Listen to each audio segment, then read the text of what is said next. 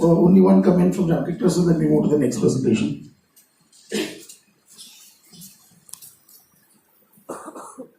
Very interesting paper from different points of view.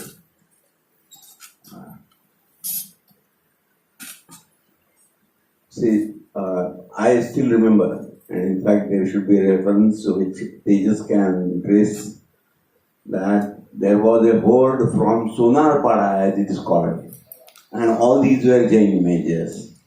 Somehow, Munish Joshi was the Joint Director General of Archaeology, prevailed on me, because I said that as these have been found while cultivating a land or something like that, and they are treasure troves, so they should come to the Department of Archaeology. He said that no, Sopara is a declared protected monument and site, and therefore we'll take it. Meaning they took that stand. I should have been firm, probably, and I pointed out to him that will you please give me the area which is declared as protected. It is never declared as protected, meaning this is a thing which is of modern times, that we specify the area which is declared as a protected site or a monument. That was not followed in earlier times. Say for example, in the case of the caves at Karad, it said Zakinwadi caves in the vicinity of Karad. That was sufficient. So we never know what is the protected area.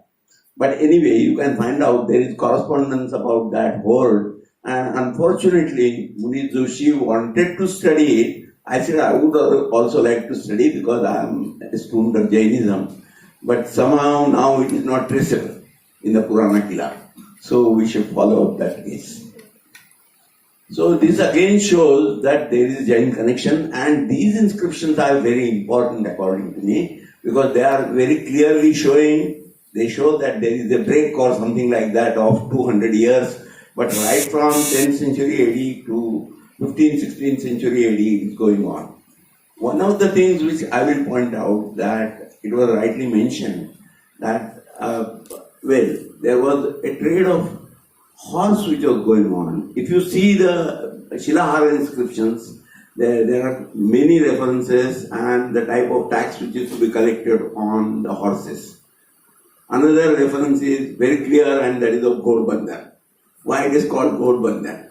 My own hypothesis is that the Rashtrakutas, they went to the south, they went in the north, defeated the Pratiharas, also the others, and one of the reasons might be that they had a very good cavalry. That might be one of the reasons. And probably today we have got horses of Maharashtra type. Probably they are the descendants of those horses which are imported from that area. Horse also has got a different type of importance, in the sense, Vasudev Sharan Agarwal has written a very good article and a note in Kadambari.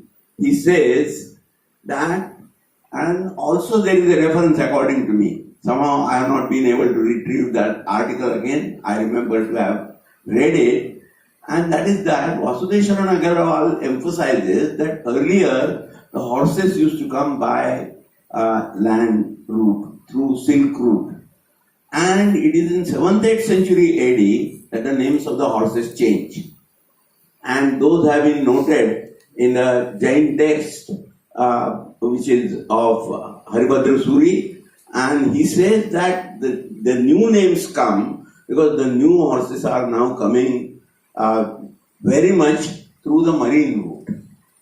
So that point is also very important, and the Jain community must have been connected with these trading in general and also of the horses. There is another thing which came up, and that is whether sun worshippers were there among the Jains or not.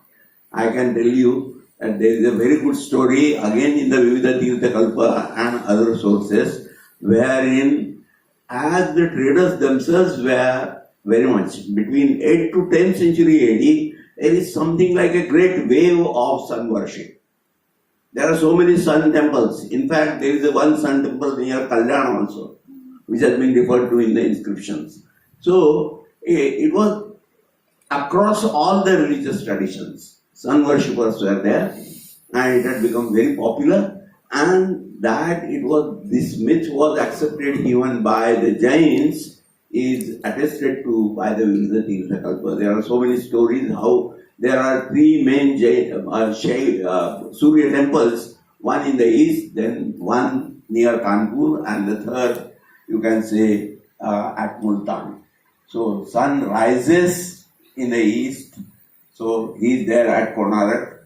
Then at the mid time of the day, he is at Kalpi, Kalapriyanatha. Kalapriyanatha is nothing else but again one of the epithets of sun, according to me, Kalapriyanatha. It is the Martanda aspect of, you can say, Shiva, which is worshipped there, and then Multan. So there are these images are very significant. They can shed a lot of more of light on the cultural history, especially of this area.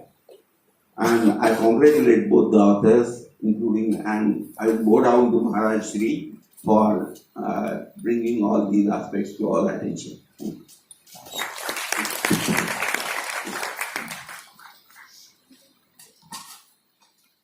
Thank you very much, boys.